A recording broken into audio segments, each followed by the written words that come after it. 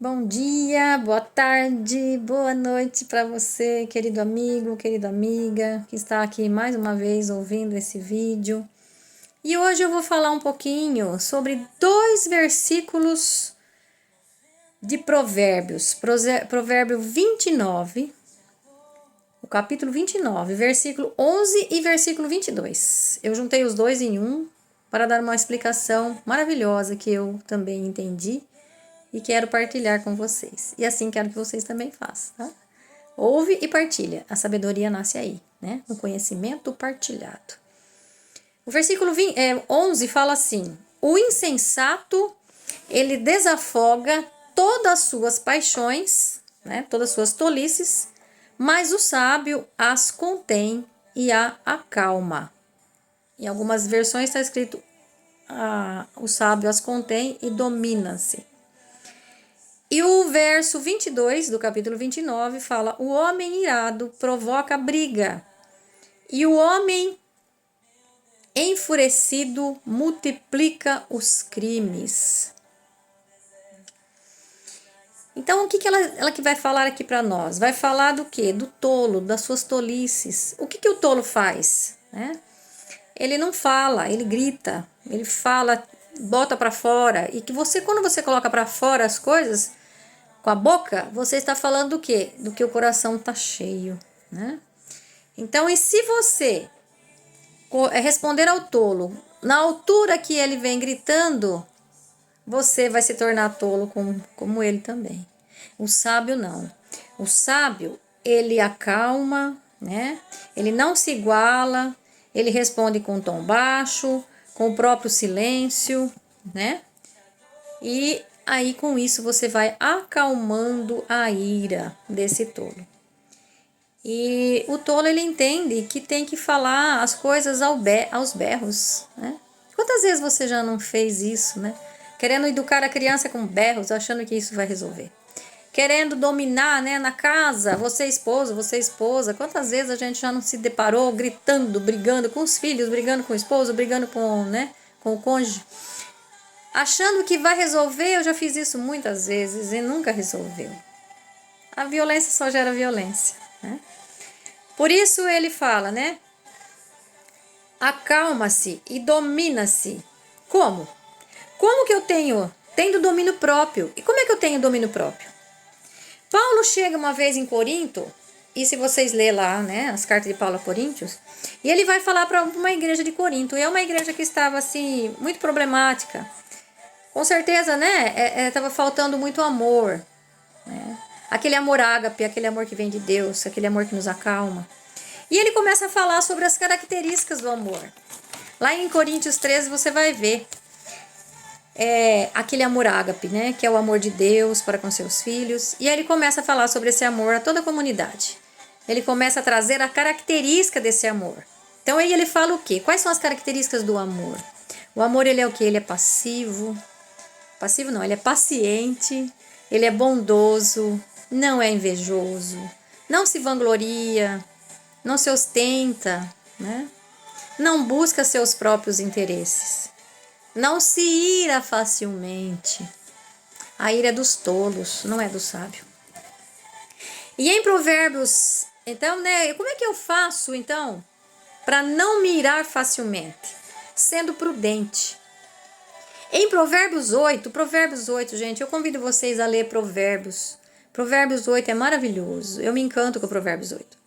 E no capítulo 8, versículo 12, ele fala assim, ó, que a prudência mora junto com a sabedoria. Então, como é que eu faço para mim não mirar? É sendo prudente, tendo prudência. E a prudência, ela mora o quê? Ela mora junto. Tem bíblias, né, que fala, tem versões que falam, ela mora vizinha, ela é vizinha. A prudência é vizinha da sabedoria. E em outras versões fala, a prudência mora junto com a sabedoria. Ou seja, as duas estão ali, ó, juntas. Uma sem a outra não existe.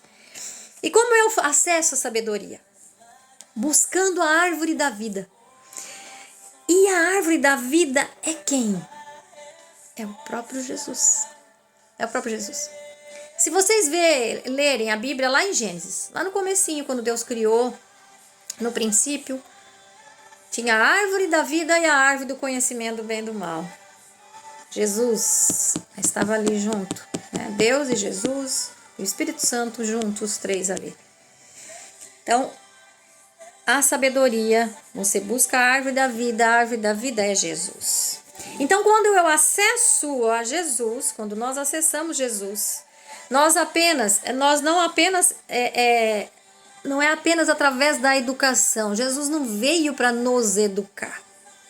Jesus veio para nos transformar. Ele se transformou e ele veio para nos transformar. E o que é transformar para você? Quando eu acesso Jesus através da transformação. O que é transformação? É nascer de novo. É do velho para o novo. É mudança de rota. Deixa eu baixar o som aqui que tá meio alto, né? Então é mudança de rota. Um exemplo bom de transformação é o exemplo da borboleta, né? Eu gosto de falar o exemplo da borboleta. Como é o exemplo da borboleta? Depois que ela se transforma em borboleta, não tem como voltar em lagarta mais. Ela lagarta. A hora que ela se transforma em borboleta, jamais ela vai voltar a ser uma lagarta. Né? Ela se transforma linda, maravilhosa. Então, quando ocorre a transformação, não dá para voltar atrás. Não dá para ser lagarta mais. E em Jesus, quando eu acesso a Jesus através da transformação, eu começo a ter algo chamado frutos. Os frutos da transformação. E os frutos da transformação, eles vêm de onde?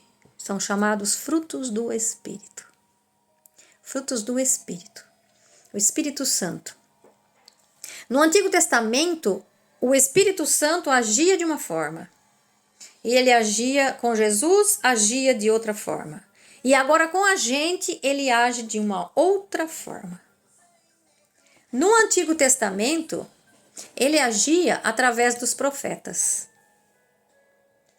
Com Jesus, ele agia junto com Jesus. Jesus era o próprio Espírito, né? Junto com Jesus.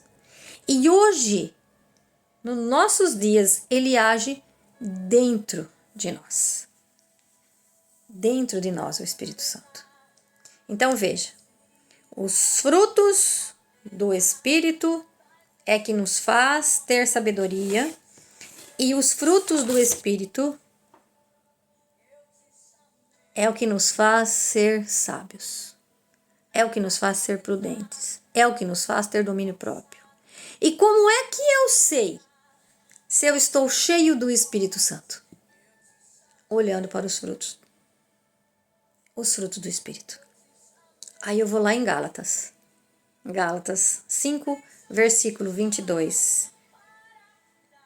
O fruto do Espírito é amor, alegria, paciência, benevolência, paz, fé, mansidão e domínio próprio. Em algumas versões, domínio de si. Então, quando eu tenho domínio de mim, quando eu sei dominar a ira, a tolice, as tolices que a gente quer às vezes botar para fora, quando eu consigo dominar isso, eu estou tendo frutos, e estou colhendo, né, os frutos do Espírito. Os frutos da árvore da vida, os frutos de Jesus, os frutos da transformação. Então, esses são os frutos do Espírito. E aí eu começo, então, a me dominar. Quando eu busco a minha transformação em Jesus, quando nós buscamos a transformação em Jesus, nós somos novas criaturas transformadas. Ele é a árvore da vida. E se você olhar nos versículos 19 ao 21 de Gálatas, nós vamos ver o contrário disso. E eu convido vocês depois a vocês ir lá, dar uma olhadinha, né? No Provérbios, em Gálatas, em Gênesis, ou seja, comece a ler a Bíblia, comece a entender, comece a buscar. Quanto mais você lê, mais o Espírito Santo que habita dentro de nós, ele vai te orientar, ele vai te conduzir para essa transformação, para essa sabedoria, para a árvore da vida, que é o próprio Jesus. Então era isso que eu queria dizer para vocês hoje, né? Que quando eu consigo ter domínio próprio de mim, os meus frutos serão os frutos de transformação. Serão os frutos do amor, da alegria, da bondade, da paciência. Os frutos do Espírito. Então Jesus veio para nos transformar. Jesus veio para nos fazer novas criaturas. E é isso que Ele quer que a gente faça, que a gente seja. E eu convido você, né, a ler então. Comece com os provérbios, vai lendo os provérbios, todos eles, todo dia, cada dia você lê um capítulo. E depois automaticamente você vai lendo as outras partes da Bíblia, porque é muito importante. A nossa vida depende do nosso entendimento, da nossa vida através da Bíblia. Não tem outra vida sem ser a Bíblia, sem o conhecimento, sem a sabedoria. Nós, sem a Bíblia, nós somos tolos, nós somos pessoas iradas, nós somos pessoas que queremos resolver tudo na força. E não é assim, né? Jesus não resolveu nada na força. Ele resolveu tudo com amor, com mansidão, dando sua vida, transformando a sua vida da morte para a ressurreição, para nos dar também uma vida nova, né? Uma nova criatura, para nos darmos a vida eterna através da vida que ele viveu e venceu. Ele venceu o maior dos inimigos, que é a morte, para nos fazermos viver por uma nova vida. E isso todas as pessoas têm que saber. Você é um portador dessa mensagem agora e você também tem que proclamar essa verdade a todos aqueles que ainda não conhecem o verdadeiro Jesus, a árvore da vida. Fiquem com Deus, um beijo no coração.